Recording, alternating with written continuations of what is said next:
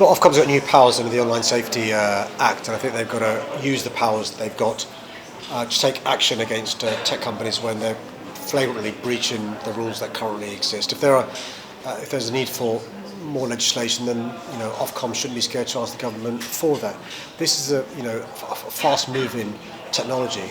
We also know it can cause huge benefits, but also huge disbenefits and huge harm as well. I've seen the influence of some of these manosphere influencers. We know that there are boys and young men influenced by some of the stuff being spewed out, but also we know that poison is monetized in a way in a certain way because of the way the algorithms work. And I think the tech companies should be asked to explain their algorithms. They should be asked to explain how misogyny spreads like wildfire. They should be asked to change their algorithm.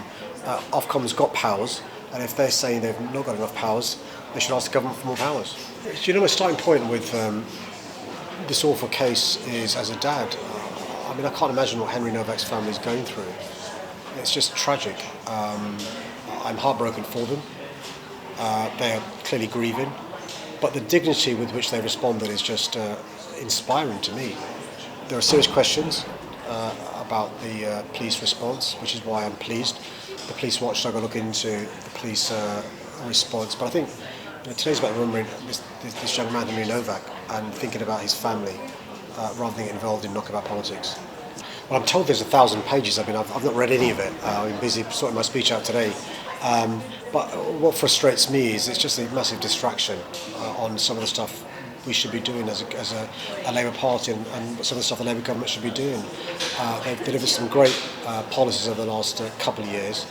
In advance of the May the 7th elections, many people weren't talking about the policies and the difference the Labour government had made. We were talking about Mandelson and his appointment as the ambassador and his links with Epstein and the awfulness of what happened to Epstein's victims. And so it's, for me this is a huge distraction in terms of what the government should be doing, and I'm disappointed that good candidates lost their seats because they were talking about this rather than about the great work Labour councils had done, the Welsh government had done. And as a consequence, we had awful results on May the 7th. Well, I think Soho is a wonderful part of London. I'm somebody who loves the nighttime economy. I think for too long, a minority of residents have blocked great venues from opening at longer hours or new venues coming to this part of London. I think there's a balance to be struck when you live in a global city like London, when you live in the centre of the city in Soho.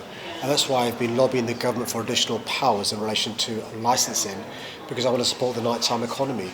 I want to be supporting clubs and bars and venues, not just in Soho, but across London. I want this to be a city where after a hard day's work, you can go out for the evening, late into the night.